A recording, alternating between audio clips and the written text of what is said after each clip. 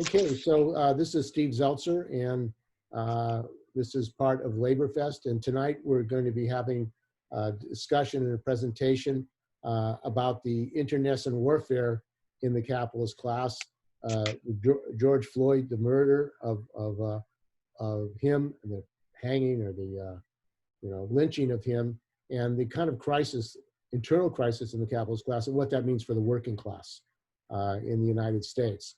And we face very deep structural problems, political crisis, and it's important that we analyze what is going on, where it's going, and how working people can intervene in this situation in an organized way.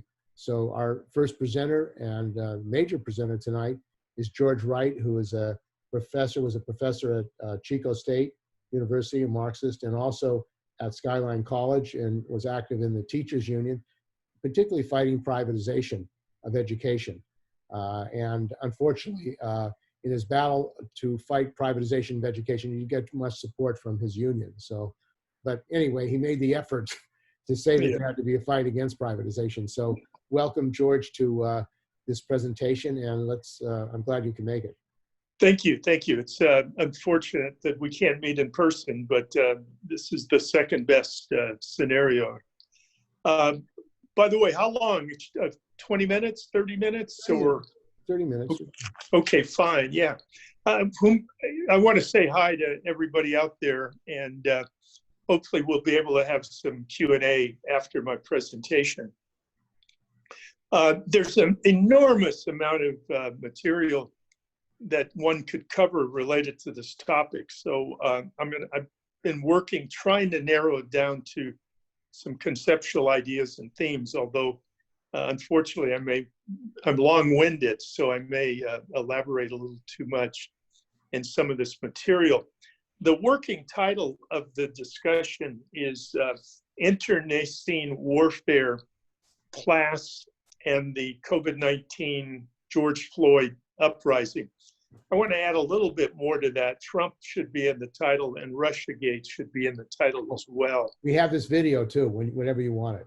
Okay, why don't we start off with the video now and just get a tone of the problem, okay, or the situation. Okay, very good. So we'll go to this video.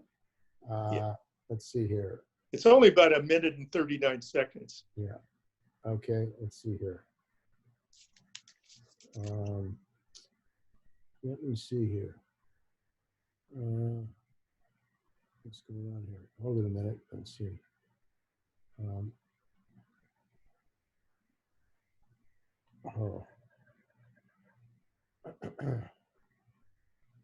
me see. I thought I had it up here. Let me. Okay, here we go. Самое важное одобрение. Okay, you don't see that? Okay, you gotta get. I don't see it. Yeah. You gotta get this on screen. Okay, here we go. Okay, good. There we go. Okay, here we go.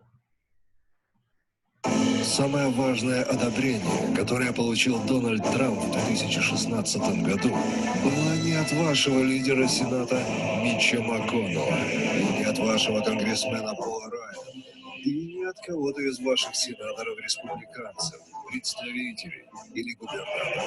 Нет, самое важное одобрение Дональд Трамп получил в 2016 году от нашего великого вождя Владимира Путина.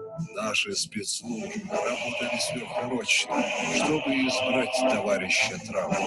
Мы вели войну против так называемой правды, которую вы, закрывающие американцы, распускали про нашего товарища. Мы манипулировали вашими избирателями, распространяли нашу славную пропаганду и вас, американских собак, натравливали друг на друга. Компания товарища Трампа мудро приняла нашу помощь. Теперь наш мудрый и сильный лидер Владимир Путин еще раз выбрал себе американского союзника Дональда Трампа. И еще раз. И товарищ Трамп с радостью принял помощь матушки России. И еще раз. Поздравляю, товарищ Трамп. Россия благодарит вас за верность и дружбу.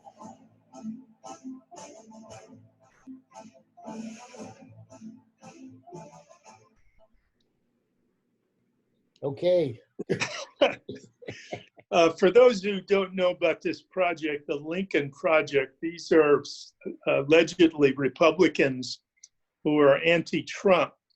And the Boston Globe just this week ran an article about this project with a number of different ads that they plan, the Lincoln Project plans to have on broadcast television, attacking or being critical of Trump in a number of different fields or areas. This one has to be obviously linked to the allegations about Trump's supposed connections with Russia and President Putin. Before the talk is over, I think we'll be able to situate this ad within the context of the story that I want to tell. The basic premise here is that since Trump was nominated to be president or to be a candidate for the Republican Party, there's been an ongoing assault on Trump centering around allegations related to Russia. What I'd like to do is to kind of, to me, that has been the core of this internecine warfare, and certainly the political establishment and the foreign policy establishment, the Democratic Party, has been pushing this particular line. Before we move on, though, I want to make a couple points very, very clear so that what I'm about to say this evening will not be misunderstood. The first point I want to say is that I have no purchase with either the Democratic or Republican Party. Both parties are capitalist parties. They both defend the interests of dominant economic forces. They both promote the permanent war economy. They both support the exploitation of the working class, and neither defend democracy or democratic processes in the country. The second point I want to make things clear about my comments tonight, I think that Trump is mentally disturbed. I think he's an egomaniac. I think he's a misogynist. I think he's a racist. And it is very clear that he's guided by neo-fascist instincts. And during the 4 years or 3.5 years he's been in office, he has helped very clearly to make the rich much, much richer, related to both to tax breaks, privatization, deregulation, military spending, etc.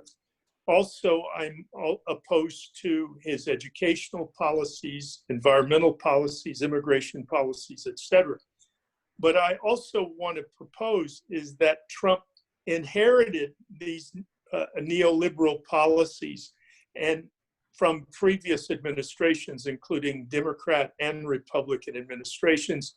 What Trump has done is has accelerated or expanded these policies beyond what we could call liberal norms, if you will. And then finally, I want to say that his role in the COVID-19 crisis is criminal in the sense of his direct responsibility for the over 130,000 people dying since March, and the many that are ill from this, and those who will continue to die. So I am not a fan of Trump by any stretch of the imagination. But as a historian and a Marxist historian, I feel it is my obligation to not take sides, but to try to paint the picture of what is really going on at this point in time. So for some, it may appear that I'm supporting Trump. That is not the case. What my objectives tonight is to provide a perspective on the internecine war that is going on between two blocks of interest in the country. One block would be the internationalists, who are often referred to as the globalists, who are directly linked with the Democratic Party and the executive bureaucracy, particularly the so-called intelligence community, the FBI, CIA, etc., as well as the corporate-owned media, particularly CNN, MSNBC, etc., versus Trump, who is linked to nationalist economic interests in the country, as well as to right-wing movements and organizations as well. What also must be put into place here, though, is that the Republican Party, since the late 1960s, way before Trump even thought about running for the presidency, began to cultivate right-wing and racist elements into its party. So again, this is not just Trump that we're talking about here. The second, I'd like to talk about why this internecine warfare has occurred and why it continues. And then we'd like to wrap up with some comments about what are the implications of that war, with an emphasis on the COVID-19 crisis and the George Floyd uprising, which is how I call it at this point. All of this is taking place within the context of a general election that some believe might happen in November. Now, I'm going to skip over a couple of things related to the methodology of this internecine warfare, but we might be able to come back to this later. What I want to argue is that since Trump became the presumptive nominee for the Republican Party sometime in the late spring of 2016, we've seen an internecine warfare take place surrounding Trump's political status at each particular stage. And in examining that history, it seems to me that there's three stages of that internecine war. The first stage could be associated with the term Russiagate, where a number of allegations were put forth about Trump and his alleged relationship with Russia, and also major criticism of Russia. By implication, the president of the country, as well as the government and other agencies within that government. We could go into great detail about those allegations. Personally, I think that they are contrived and faux and the like. We could go into that later. What was the objective of this first stage? One was initially to prevent Trump from being elected. Once he got elected, it was aimed to contain his foreign policy and to channel his foreign policy into an acceptable framework that the internationalist foreign policy establishment subscribes to. Once he got into the White House, the objective was to continue to discredit Trump, to create ongoing crisis within the administration, as well as to encircle him related to policymakers to make sure that Trump would not deviate from the Cold War neoconservative liberal internationalist framework or project. Now, what were the reasons for this internecine war during the first stage?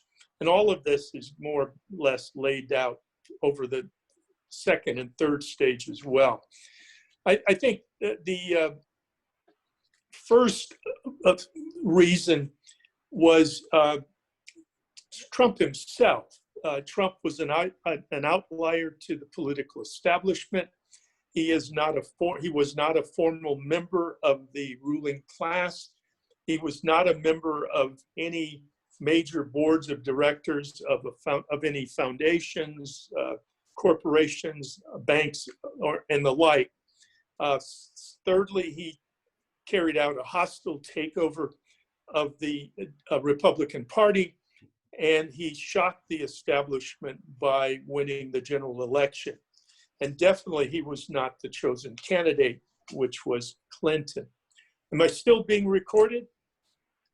Yes, you're still Okay. being recorded. Yes. Okay, the second reason was his style and personality. He is certainly erratic, bombastic, a loose cannon, contradictory, narcissistic, uncontrollable, et cetera, et cetera.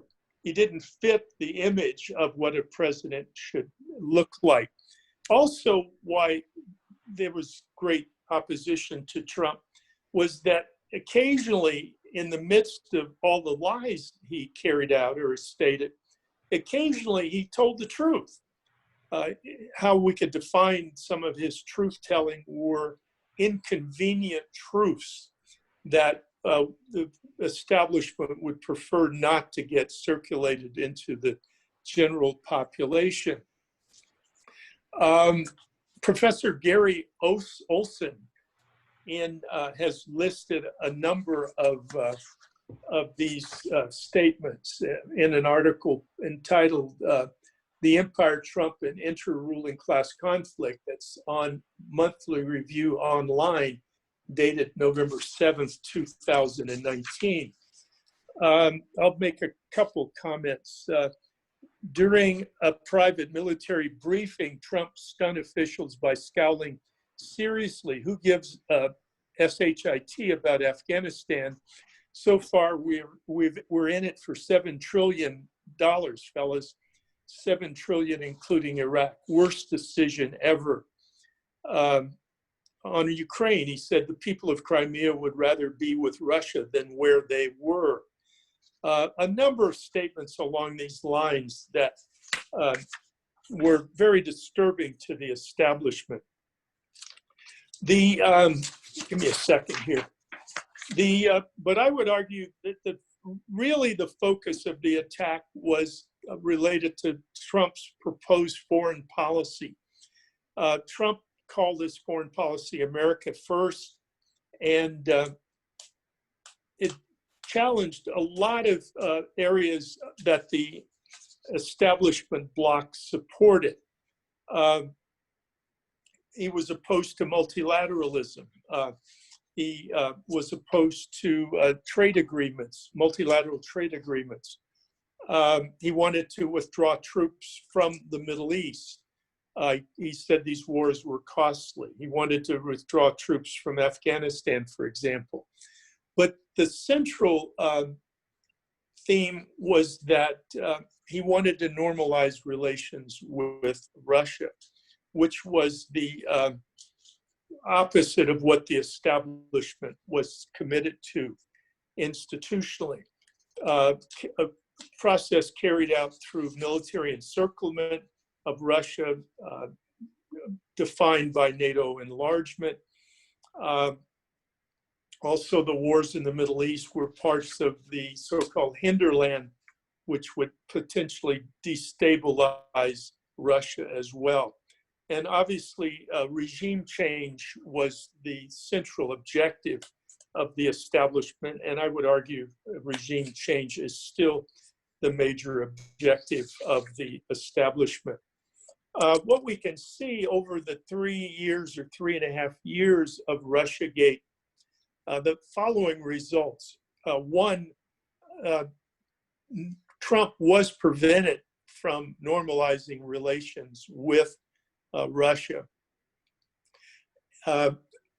Two, the encirclement of Russia has continued in a number of different ways. Certainly NATO enlargement, including Montenegro and North Macedonia into that alliance. Training and military hardware provided to the Ukrainian government, a government that was installed by a US and German supported coup back in February of 2014. And certainly sanctions against Russia. have played a role in this overall encirclement. More specifically, Russia has been demonized so greatly, and Putin as well, is that most Americans look at Russia and Putin as thugs, criminals, and the enemy, which is exactly what the establishment would like to achieve. More specifically, the so-called process of removing him failed. The Mueller report had no smoking gun, and certainly there wasn't grounds for impeachment based on the Mueller report. So I would argue that by the late summer of 2019, Russiagate began to peter out. And what we see fairly quickly is a new strategy, and that's centered around Ukrainegate. And Ukrainegate was based on allegations that came from the extreme right of the establishment. The objective of Ukrainegate was to continue the arming of Ukraine by the US, to continue the encirclement of Russia, and secondly, to remove Trump from office. And what we see is the steps taken towards building a case by the Democrats to carry out an impeachment process. Although the result of that, as you know, was failure, mainly because the case was not significant enough, and also that the votes were on party lines and no Republican supported that impeachment. And certainly there was no chance for that that impeachment to be convicted in the Senate. The Republicans weren't going to do that. So once Ukrainegate petered out, what we've seen since the advent of COVID and the George Floyd uprisings, we've seen an intensified effort by the establishment to encircle Trump and to prevent him from being reelected in November. There's a whole range of different tactics that have been carried out, but again, the objectives are to continue to discredit Trump, to make sure that Trump isn't reelected, and to reestablish that in the public's mind that COVID-19 and police brutality are not the real issues or the real enemy. The real enemy is Russia. There's a lot of things that can be said here, but a few things that amplify this this internecine war under the guise of Bountygate is the obvious, and that is Trump's inability to manage the COVID-19 crisis. And in fact, Trump has made the crisis qualitatively worse. A number of different examples, just the rhetoric, the anti-scientific rhetoric that he's used related to the crisis, and also the so-called making the wearing of masks politicized. And as we all know, that the governors in the Southwest and the South have made it clear all along that people shouldn't wear masks. Well, the fallout of that is incredibly quite serious, with the spiking of cases in those areas. But on a geopolitical level, the impetus for the push for under Bountygate is that Trump, owing to how he's dealt with COVID-19 and the George Floyd situation, has made the United States a laughingstock in the world, and that the United States is no longer the indispensable nation or the exceptional nation. And certainly the United States is no longer seen by the world as a model for democracy by any stretch of the imagination. So from the vantage point of the establishment, Trump has to be eliminated as quickly as possible to try to restore some credibility throughout the geopolitical system. I'm sketching over this stuff rather quickly. What I'd like to do is to make some concluding remarks, and hopefully we'll have some questions and comments and perhaps rebuttals to what I've said. I think there's 4 or 5 different remarks that I can say related to this episode that we're describing. One is that COVID-19 has exposed the tragic inadequacies of the health system in the United States, a phenomenon that has been caused by 50 years of neoliberal capitalist policies and the power of the healthcare system in this country, the private healthcare system related to the pharmaceutical companies, the health insurance companies, et cetera, et cetera. What COVID combined with the George Floyd uprising has done has exposed for the entire world to see the grave inequalities, economic and wealth inequalities in this country, and the continuation of institutional racism in the country, represented by the policies and the role of the police dealing with not only the Black community, but other poor communities, whether they're Hispanic or white in this country. The next point is that COVID-19, the George Floyd crises, and how Trump has dealt with these crises has also exposed the lie to the world that the United States is the indispensable nation and the exceptional nation. This has made, as I stated a moment ago, the United States is now the laughing stock in the world. It is not a model for other nations to copy. And what it has done, and this is a very serious issue to the establishment, it has accelerated the decline of the United States as the global hegemony, which was underway before COVID-19, related to increased imperialist conflict throughout the world and the rise and ascendancy of Russia and China as major powers, moving the world away from a unilateral world dominated by the United States to a more multilateral world, a direction that the United States is vehemently opposed to, or at least the establishment in this country. The fourth example I want to make is based on some ideas put forth by John Bellamy Foster and Intan Sawandi in a monthly review article in June, entitled COVID-19 and Catastrophe Capitalism, Commodity Chains and Ecological Epidemiological Economic Crises.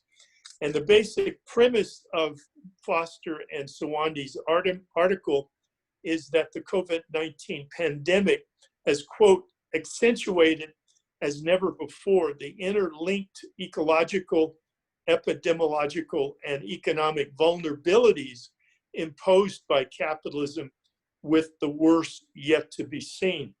Meaning that the infrastructure and of globalization on all levels has penetrated into the ecology through a destructive process, opening up these viruses and other bacteria to come to the surface and accelerate. And certainly the infrastructure of globalization is how the COVID-19 virus became, quote unquote, global.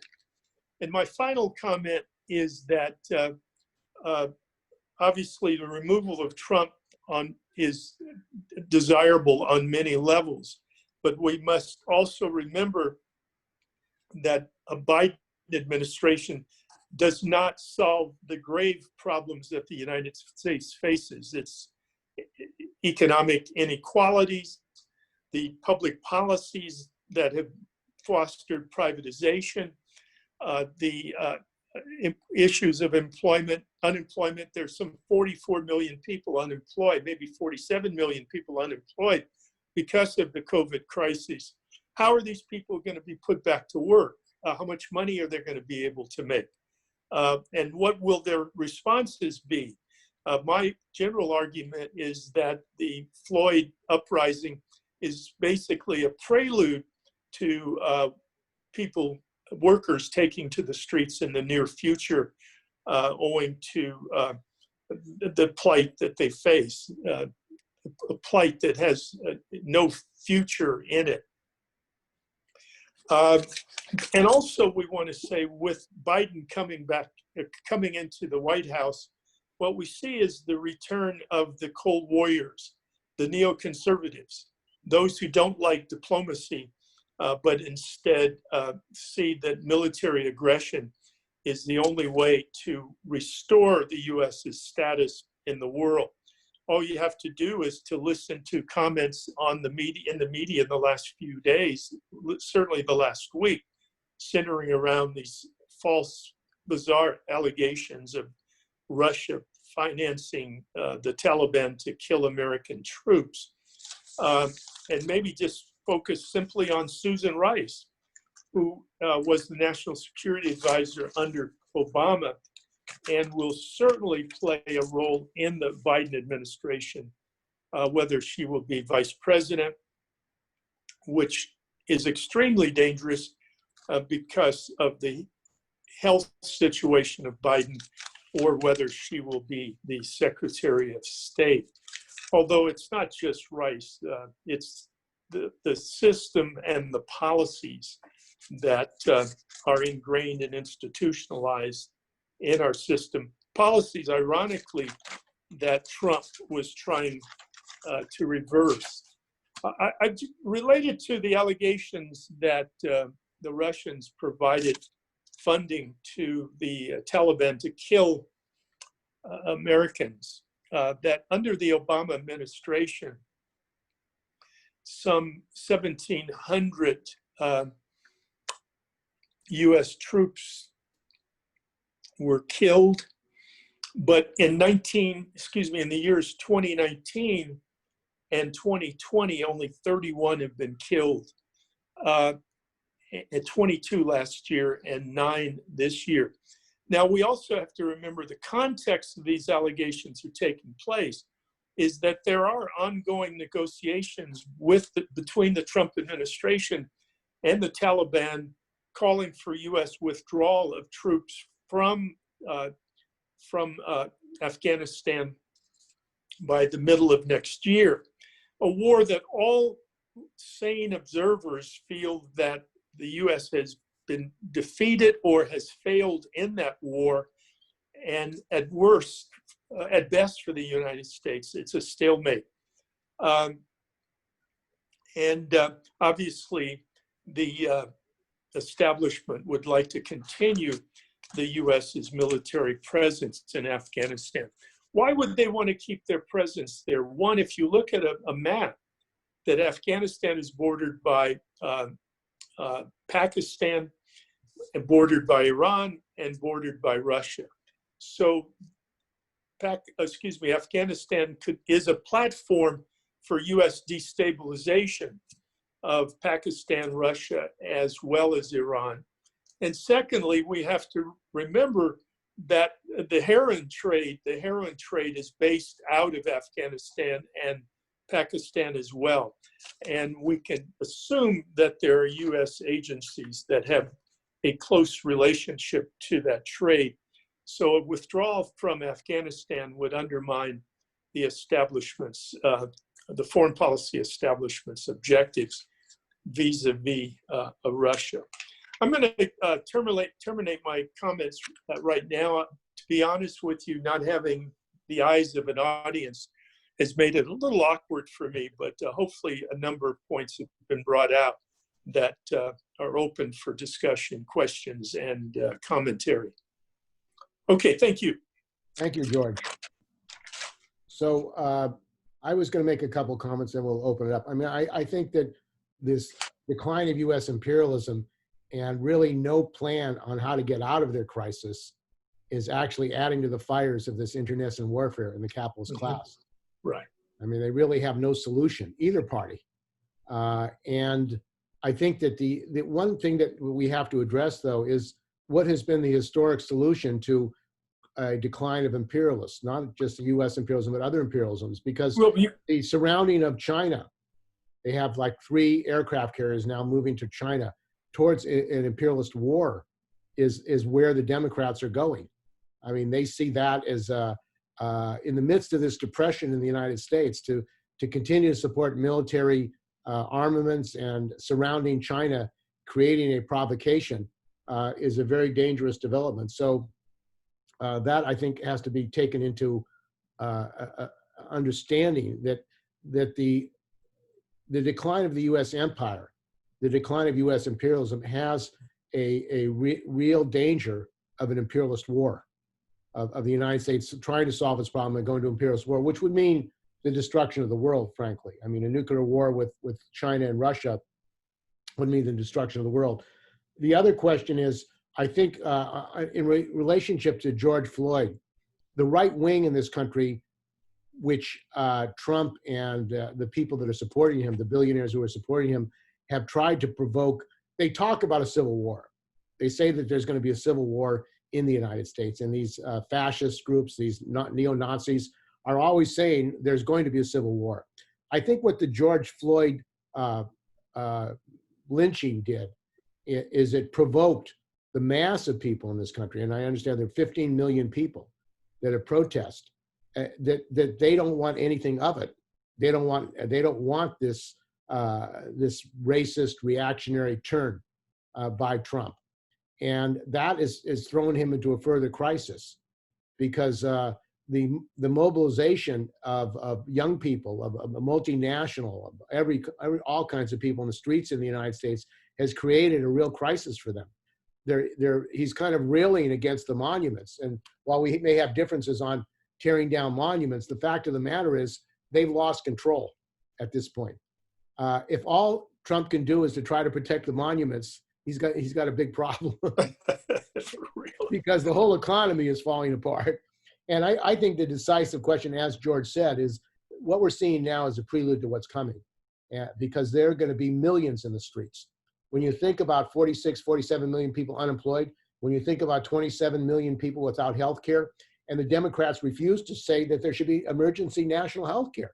In the midst of this crisis, when 27 million people have no health care, for the Democrats not to say we've had to have an emergency measure to have health care for all shows a complete political bankruptcy of the Democratic Party.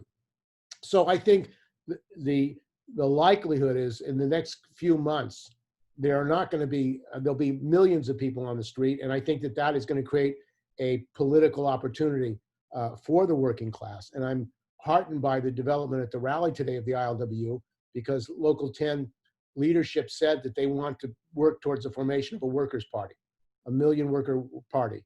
And I think a workers' party right now is on the agenda, because there is no solution to this crisis by either the Democrats or Republicans. And the last point I want to make is the paralysis of the union bureaucracy in the United States.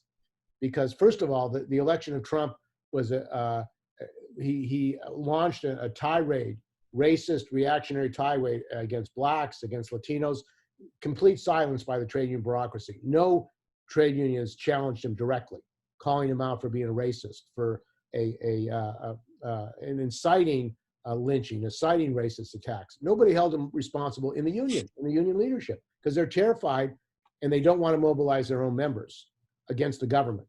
And I think that this union paralysis is going to be is very stark, because the working class has the power to fight. And last is, I think the question of the elections, and whether or not, one, there will be elections in this country. That's a question, whether they try to cancel them. Two, but if there is elections, Trump may say, I'm not leaving. And at which point, what do you do? And I think that the question of mobilizing the working class towards a general strike or its independent working class action, is really the solution that we need for the protection of the working class and for developing a workers' party and a challenge to both the Democrats and Republicans. So that's my short comments. Yeah, I concur with everything Steve said. I would like to add, and this is obvious point, but it needs to be reiterated. We are in the midst of the most serious crisis in the history of this country, perhaps more significant than the Civil War in many ways, because as Steve said, the prospects of war, the prospects of not being able to contain this virus, the prospects of millions and millions and millions of people unemployed, no income, no health care, et cetera, et cetera. And also, as Steve said, the role of the U.S. geopolitically. It is slipping precipitously, and it's frightened of that reality. And to strike, as Steve said, in the history of all major inter-imperial competitions, there's always conflict and warfare as the solution of the crisis. And what happens is one country tends to come out of that war as the hegemon. Britain in 1815, after at least 9 wars against the French, and then certainly after World War II, the United States comes out as the hegemonic power. The next war, there will be no country coming out of that war as a hegemonic power because of the fact that the war will be a nuclear war. Okay, so we're open for discussion, comments. If people would like to unmute themselves, they can ask questions or make comments.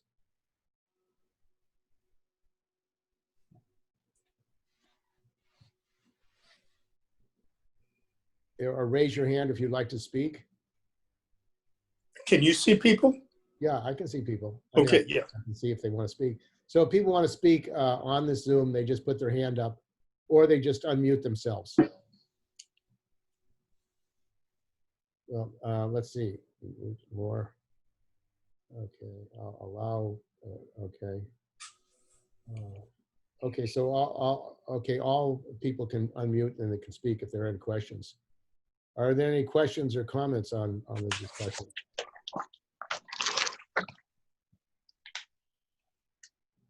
I know there's a report, Beekman to everyone, the Chico City Council has been terrible taking public comment. The former Chico professor should have a welcome return to Chico. Who said that? B. Beekman, I am hopeful. What can be possible with democracy at the grassroots level? How do we address state, local, national power at the local people may be important? Well, one of the things that we do is we fight against privatization. And in San Francisco, there's privatization of the city college. They want to sell off the reservoir, Balboa Reservoir, to developers, Avalon. There's a fight against privatization of the Malcolm X Academy in Hunters Point, Bayview. The Fisher family, Doris Fisher, who owned Gap, with the KIPP school, want to bust up the Malcolm X Academy and wreck that public school in Hunters Point, Bayview. In Oakland, there's a fight today against privatization of the Port of Oakland. John Fisher, Doris Fisher's son, wants to privatize the port and build a stadium, $3,000 million condos, and a hotel on the Port of Oakland property. And this would pretty much destroy the Port of Oakland as a major maritime port because of the gridlock. And it's Rob Bonta and Ron Bonta and Nancy Skinner actually passed legislation in the state legislature to allow, not only to allow him to override the Tides Act and others for the development of that property, but also tax the people of Oakland to pay for the infrastructure for this stadium of John Fisher. And that actually has had a political impact on the ILWU, which now sees the Democratic Party as enemies in representing them. And in fact, at today's rally, people called out Barbara Lee. Where is she on this issue? of the stadium. Here's the leading left Democrat, and she's completely silent about the destruction of jobs for the longshoremen. So again, it tells you what's going on politically. And of course, the Oakland City Council, all Democrats, they voted to enter into negotiations with John Fisher to sell the Coliseum to him, contingent on the building of a stadium in the Port of Oakland. So they're basically complicit in supporting privatization of the Port of Oakland. So I think that this development is going to have an effect on politicizing workers, that the Democrats are not going to stand for them. Beekman, why don't you unmute yourself and you can speak? The ILW organizing at this time can be a lot of help to worker unions organizing in Southeast Asia. That is true. Yeah, hello? Hello, you're on. Thank you. Thank you for the presentation. Yeah, it was really nice to hear about what the ILWU can do at this time. Yeah, what they'll be organizing for. Yeah, I'm really starting to get interested. I would like to learn about workers' unions' rights in Southeast Asia and what the future of that will be. And for you discussing what you are about the ILWU right now is just it's very nice to learn. I'm new to things, and yeah, it's very important to me. And so, thanks. It's good to learn. And maybe someone asked about Africa. How can this relate to Africa? You know, it opens up an incredible international idea that you know. Good luck to yourselves and how you're going to work on this issue. And thanks for the presentation. Yeah, let me respond to the Africa question. What we've seen in the last few decades is related to Africa. We've seen that the neoconservative liberal interventionist strategy has carried over into Africa with the idea of destabilizing African governments or overthrowing governments that are not in complicity with the United States. And I think that the centerpiece of this was the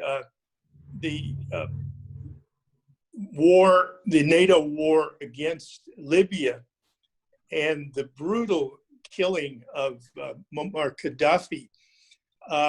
And as you may recall, when this occurred, Secretary of State Hillary Clinton said in a very gleeful voice and expression, "We came, we saw, he died," meaning she celebrated the death of Gaddafi. But what this did is it, one, eliminated perhaps the most stable, wealthiest country in North Africa, and perhaps, except for maybe South Africa, throughout the continent. Secondly, Gaddafi was involved in funding the building and the creation of infrastructure throughout Africa, particularly hydroelectric facilities, grids, and also internet facilities as well, among other projects, to integrate Africa into an economic force. Thirdly, owing to the oil in Libya, there was Chinese economic interests in Libya as well. And so as part of the US's strategy to both encircle and pursue regime change in Russia as well as China, the goal was to force China out of Libya. And that, fourthly, opened up literally a door into West Africa, Central Africa, where the US has been carrying out, along with France and other NATO countries, an aggressive war under the guise of counterterrorism, but basically aimed at destabilizing countries in West Africa and Central Africa that have deposits of important minerals as well as oil. And this is continuing to the day we speak. So Africa has, particularly Central Africa and West Africa, and to some degree North Africa, have been completely destabilized by the US project here. And I would add, one of the main concerns of US capitalists is because of the growth of China and the Silk Road or the BRIC plan, they've been able to make loans, large loans to countries in Africa and in Asia. And of course, these countries are not able to pay back their loans, and they're in debt now to China. I know in South Africa, for example, part of the loans for development, they brought in Chinese workers to do the work rather than using South African workers. So I think China has been able to provide capital for railroads and infrastructure all over Africa, more than any other country, more than the United States and the Europeans, as well as in Asia. Yeah, exactly. In fact, and also South America as well, to some degree. Well, actually, I was in Mexico I was in China during one of the APEC conferences in Beijing, and Mexico was going to be building a bullet train in Mexico from Mexico City to another city. And right in the middle of this APEC conference, there was a big corruption scandal. They said that there was corruption and it stopped the development of this bullet train. And my guess is the CIA was involved in exposing the corruption right in the middle of this Asian conference because they did not want Mexico to have a bullet train. When you consider there is no bullet train in the United States. So if Mexico was able to develop a bullet train first before the United States, I think they would have, again, embarrassed US imperialism. But I think that the COVID crisis, as George has said, has severely undermined US imperialism. I mean, the capitalist leaders around the world don't even want to meet with Trump. And the fact that Americans can no longer go to Europe because we can't contain COVID in the United States, this is a political disaster for American capitalism, not just Trump, for American capitalism. I mean, American capitalism now is in a terrible situation in which millions of people possibly could die. I mean, this virus is very serious. And the lack of public health in the United States, the lack of national health care, and the craziness, the anti-science mentality of the capitalist class, a section of the capitalist class, is adding to a catastrophic situation in the United States. I mean, 1919, this is, in many ways, is worse than 1919. I know in 1919, there were fistfights in San Francisco. One guy was shot who refused to wear a mask. Here you have a situation in the midst of a pandemic. There are many, many people who are not wearing masks because they say it's our right not to wear a mask. Well, a lot of these people are going to die. That's what's going to happen. Yeah, I'd like to interject something that's more philosophical or historical, in the sense this mask issue is kind of made me begin to think about the founding of this country and the basic ideological ideas that were the underpinning of the founding of the country. Again, individuals saying that they don't want to wear a mask because they don't want to impinge upon their freedom, for example. And the United States historically has had tons of contradictions, but the contradiction I'm about to say is one that is, to me, incredibly visible right now. Keep in mind, the ideas that the founding fathers took were from people like John Locke, Montesquieu, Hobbes, etc. And there was two basic ideas that the United States tried to put together as to one idea that has never been resolved. And one side of the coin is the notion of a social contract, where everyone in society agrees to various rules and norms that may impinge upon their individual freedom to some degree, but the overall society is going to benefit. The other side of the coin, also taken from John Locke, was this idea of liberty or individualism, meaning that I'm on my own and I will make decisions for my own, and government is bad. And these two different ideologies have never really been able to find a compromise throughout this history. And if you want, from the stuff that I read and study based on the origins of democracy, liberalism, and all these kinds of things,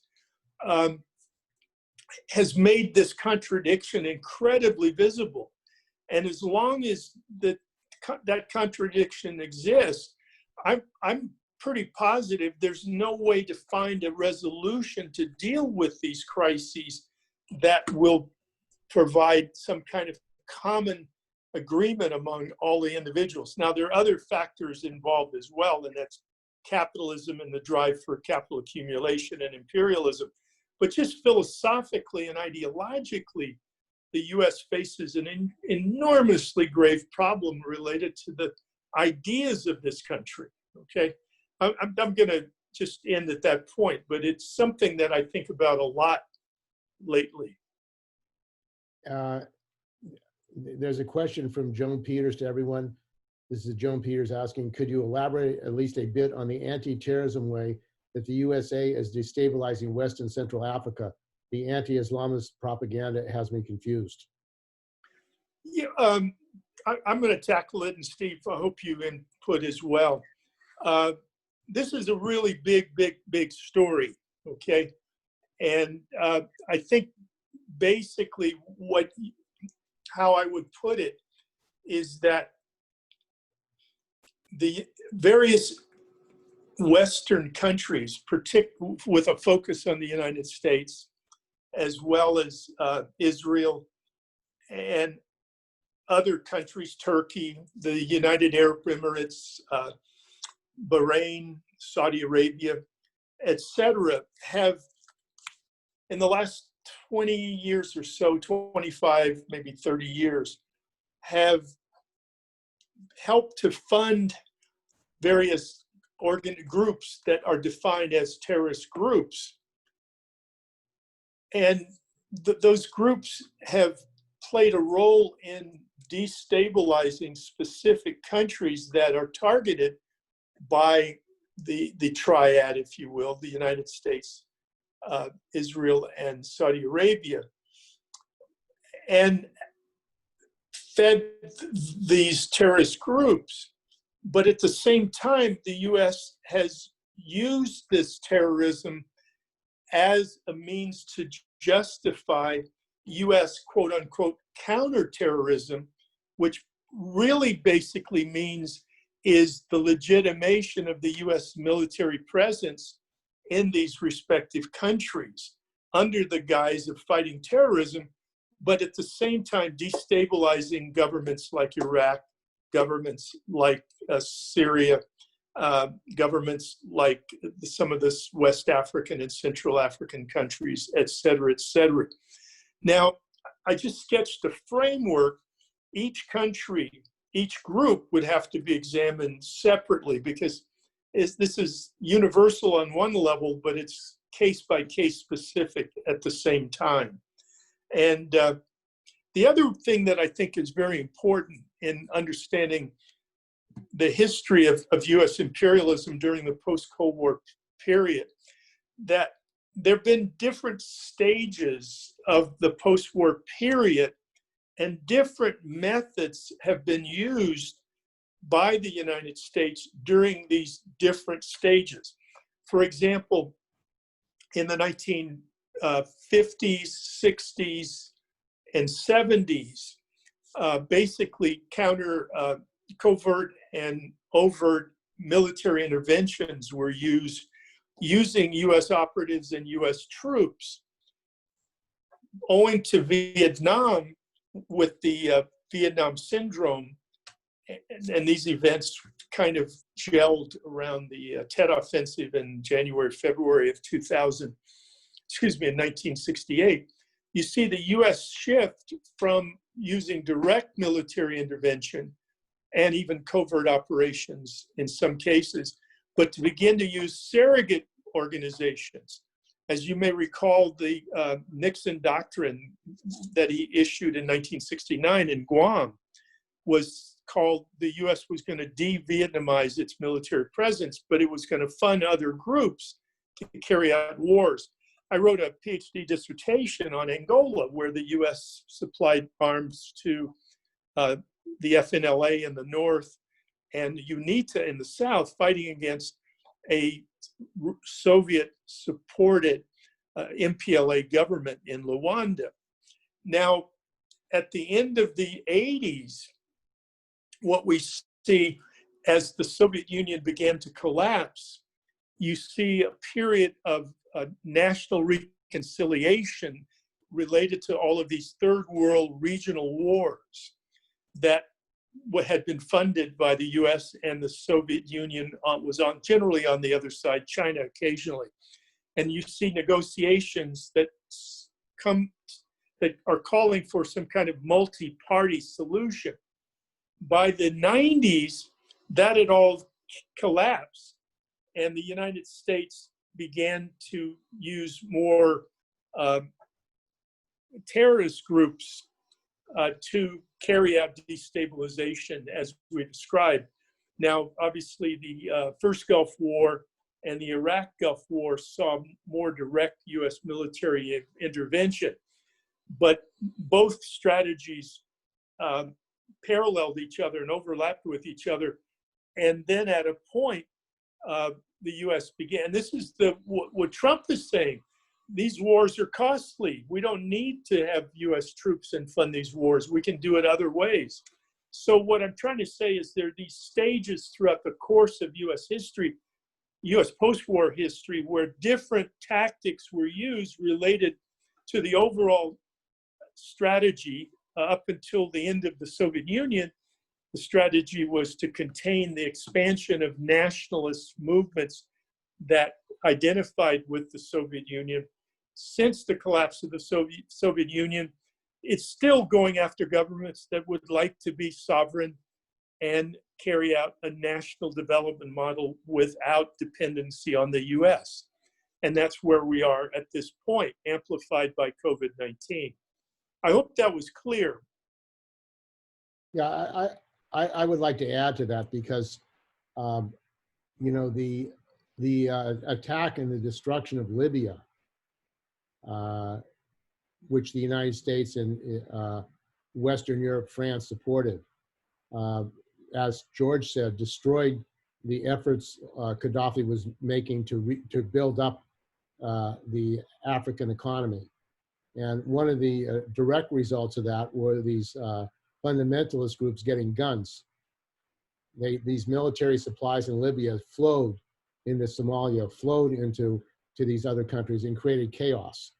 So the actual US intervention, imperialist intervention into Libya had the effect of destabilizing governments all over North Africa. And of course, the privatization policies of the IMF, the destructive policies for these countries, kept them in dire straits. Their economies were in very, very weak positions, and the privatization of healthcare, for example, that Bill Gates and US capitalists have done, is to destroy public health in Africa, which has put them into even greater crisis and threat from viruses and other kinds of diseases. So US imperialism has played a very pernicious criminal role in Africa, in destroying the people of Africa, and then creating fundamentalism, encouraging fundamentalism. And there is like a military solution to fundamentalism. I mean, it's interesting now that the Democrats and Republicans are united in staying in Afghanistan, as if the United States can solve the problems in Afghanistan. I mean, this is where we've come to in the United States. I mean, in response to Trump saying we should get out of Afghanistan, the Democrats and Republicans are saying we should stay in Afghanistan. This is the choice we have. And Biden and the Democrats want to stay in and continue the imperialist intervention in these countries. Not that Trump is not an imperialist himself, But actually, the overextension of U.S. imperialism now is going to create a crisis. And I think that the U.S. is overextended. It can't afford this military empire. It has over 800 bases. And one of the significant things about the fight in Lafayette Park and Trump saying he was going to bring in the generals is that the generals don't want to have anything to do with it. Because if they're afraid that if they start using U.S. troops against the people in this country, you'll have revolts and mutinies. And we just had a program in Labor Fest about Sir No Sir about the rebellion during the Vietnam War, where officers were being fragged. That same situation could exist here if they try to use the troops against people in this country. And I think that's how they're boxed in. The American capitalist class is boxed in all different directions. The other thing I wanted to point out, I saw Disney, the daughter of Disney, who's a billionaire, was saying that all of a sudden she says we need a wealth tax of 1 or 2%. Well, that's the first time I've heard capitalists in the United States talking about a wealth tax. Sounds like socialistic from their point of view. But they are fearful, the capitalist class is fearful that this, the growing disparity of wealth, this pandemic has created even more wealth for Amazon, for Bezos, for Walmart. Is going to create an explosive situation when you have 46, 47 million people unemployed, people without health care, and then the capitalists, the wealth of the capitalists is growing at a great rapidity. Small businesses are being wiped out all over the United States. Big businesses are growing. So what does that mean? It means and also retail stores. I mean, Penny's and Sears. I mean, they're almost disappeared in the last 3-4 months throughout the country, and hundreds, if not thousands, of stores are being shuttered. That's right.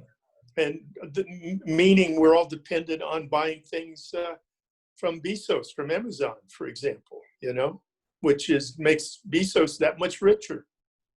$140 billion in additional wealth over a period of a month. But actually, this is, again, going to have a backlash. The Amazon workers are organizing. Their Tesla workers may organize a union. But it requires new tactics. And I think that this mass unemployment is actually going to create the situation with millions on the streets, potential general strikes is the other issue. We need general strikes in this country. It's not enough to protest. The working class has to shut down cities. It has to shut down the country. That's what's required to confront the capitalist class, the craziness on both sides, actually. And I think that that's on the agenda, because how are people going to survive? This is what we have to say to the working class. How can you survive in this capitalist system where they're cutting off your healthcare benefits, they're cutting off your unemployment, and McConnell and others want to destroy public services. They're saying they want to destroy the pension plans. Well, they want to privatize the post office. That shut it down. And there's no, again, even the postal unions are not saying we have to have a mobilization of the entire working class to confront this attack. It's a direct attack. The destruction of the post office is a racist attack on Black and Latino workers, public workers, and for those who want an election in November, if they shut down the post office, how are you going to mail ballots?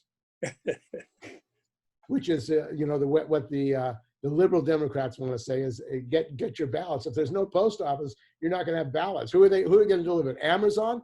Yeah, really. Who's going to deliver your ballots? So this is FedEx, and they'll dump them in the drink. So this is really a very catastrophic situation for capitalism in the United States and the people of the United States in this situation. So any more questions? Any more questions or comments? Okay, well, I want to thank you all then for joining, and thank you, George, for a terrific presentation. Thanks, Steve. And it'll be available online, a link to it on Labor Fest, so everyone will be able to watch the program and can make comments about the program as well. So thanks for joining us. What? In the chat? Okay, well, thank you all, and we'll be in touch. Very good. Take care. Okay, adios, everybody. Adios.